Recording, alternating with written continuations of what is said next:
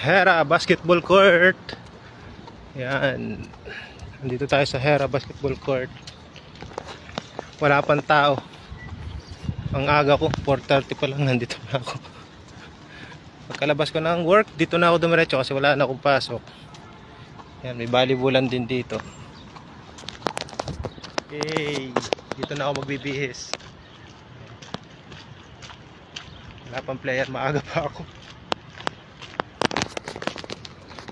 Yan, maganda yung nauna para makakauna sa laro. Kasi sigurado ngayong Webes, maraming player dito ngayon. Yan, update lang, maagang dumating. Ito, ang ganda ng upo ng pusa. Meow, meow, meow, meow. Ayan, tayo ang nauna dito. Aywa, maghintay na tayo ng may dalang bola para makapagtira-tira tayo. Dito muna tayo upo sa may lilim habang naghihintay. Bibihis muna ako.